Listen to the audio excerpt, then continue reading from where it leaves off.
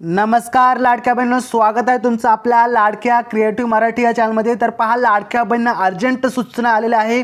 14 जानेवारी पूर्वी तुम्हाला ही 2 कामे करायची आहेत, अन्यथा तुमचे जे 1500 रुपयाचा हप्ता आहे ते तुम्हाला येणार नाही। नक्की काय असणार आहे महत्त्वाचे अपडेट, संपूर्ण अपडेट आपण आजच्या व्हिडिओमध्ये जाणून घेणार आहोत। तत्पूर्वी लाडक्या बहिणी जर आपल्या क्रिएटिव्ह मराठी या चॅनलवरती जर नवीन आला असाल तर नक्कीच चॅनलला सबस्क्राईब करून घ्या आणि बाजूच्या बेल आयकॉन देखील ऑलवरती सेट करून घ्यायचे आहे, कारण आपल्या चॅनलवरती असेच महत्त्वाचे न्यूजशी रिलेटेड किंवा लाडकी बहीण योजनेशी रिलेटेड ज्या योजना असतील त्याची महत्त्वाची अपडेट आपल्या चॅनलवरती पाहायला मिळते। त्याचबरोबर शैक्षणिक काय महत्त्वाच्या योजना असतील, त्याचबरोबर शेतकरी योजना असतील, जॉबच्या रिलेटेड अपडेट असतील, संपूर्ण अपडेट आपल्याला एकाच ठिकाणी पाहायला मिळतात। तर नक्कीच अशा महत्त्वाच्या क्रिएटिव्ह मराठी या आपल्या लाडक्या यूट्यूब चॅनलला सबस्क्राईब करून ठेवा। तर पहा, व्हिडिओवरती जर नवीन आला असाल, व्हिडिओ आवडला असेल तर लाईक करायला विसरू नका। चला, कोणताही वेळ वाया न घालवता आजच्या व्हिडिओला आपण लवकरात लवकर सुरू करूयात, कारण खूप महत्त्वाचे अपडेट मी लाडक्या बहिणींसाठी घेऊन आलेलो आहे। तर पहा, लाडक्या बहिणींना अर्जंट सूचना आलेल्या आहे। 14 जानेवारी 2026 पूर्वी तुम्ही ही 2 कामे केली नाही तर तुमचा हप्ता जो आहे तो प्रलंबित राहू शकतो, म्हणजे तुम्हाला थोडक्यात हप्ता भेटणार नाही। आता काय असणारे महत्त्वाचे कागदपत्रे, काय असणारे महत्त्वाचे 2 कामे ती करायची आहेत, कारण 14 तारखेला जे आहे आपली संक्रांत आहे आणि 14 तारखेला असणारे बुधवार, आणि त्या दिवशी तुम्हाला गोड बातमी यायची असेल तर तुम्हाला ही 2 कामे लवकरात लवकर करायची आहेत। तर पहा लाडक्या बहिणींनो, मुख्यमंत्री माझी लाडकी बहीण योजनेचा लाभ घेणाऱ्या कोट्यवधी महिलांसाठी राज्य सरकारने नवीन मार्गदर्शक सूचना आता जाहीर केलेल्या आहेत।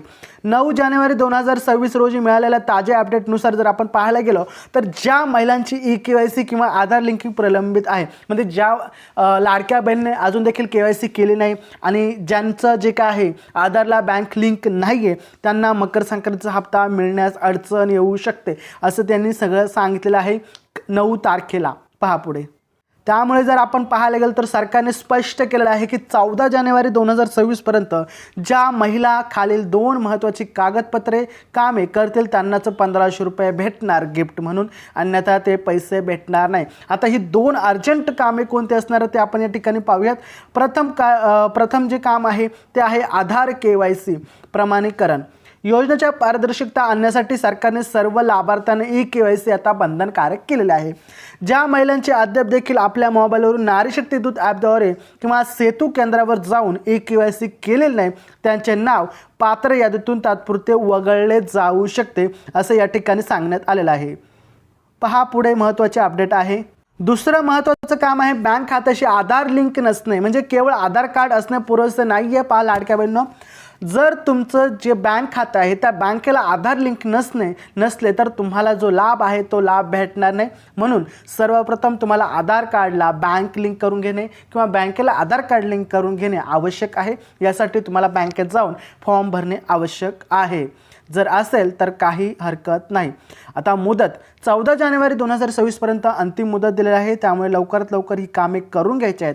अंतिम तारीख मकर संक्रांतीच्या मुहूर्तावर पैसे जमा करण्याची प्रक्रिया सुरू होणार आहे, त्यामुळे ही तांत्रिक कामे करण्यासाठी 14 जानेवारी ही शेवटची संधी मानली जात आहे।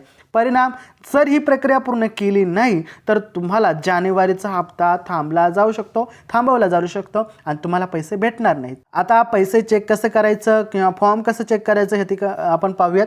नारी शक्ती दूत ॲप जो आहे त्यामध्ये लॉग इन करायचं आणि त्यामध्ये यूज प्रोफाईलमध्ये जाऊन तुम्ही तुमची KYC कंप्लीट आहे की अनकम्प्लीट आहे तिथे जाऊन तुम्ही चेक करू शकता। दुसऱ्या बँकेत तुम्ही जाऊन भेट देऊ शकता।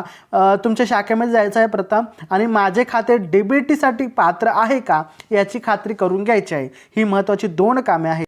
आता सर्वांचा जो महत्त्वाचा प्रश्न असतो तो म्हणजे संक्रांतीला पैसे किती मिळणार। तर पहा, ज्या महिलांची ही 2 कागदपत्रे अपडेट आहेत त्यांच्या खात्यात नियमित 1500 रुपये जमा होतील, हे लक्षात घ्यायचं आहे। परंतु ज्यांचे मागील काही हप्ते तांत्रिक कारणामुळे रखडले होते त्यांना थकीत रकमेसह बोनस मिळण्याची शक्यता आहे। म्हणजे ज्यांचा जर पाहायला गेलं तर नोव्हेंबर डिसेंबरचे जे काही हप्ते आले नव्हते त्यांना एकत्र 3000 रुपये येणार आहेत। परंतु ज्यांना आले होते त्यांना फक्त डिसेंबरचाच हप्ता जानेवारीमध्ये भेटणार आहे, हे लक्षात ठेवायचं आहे. व्हिडिओ कसा वाटला कॉमेंटमध्ये सांगा. लाईक करा, व्हिडिओला शेअर करा. चला भेटूया पुढच्या व्हिडिओमध्ये. तोपर्यंत काळजी घ्या. जय जय महाराष्ट्र, वंदे मातरम.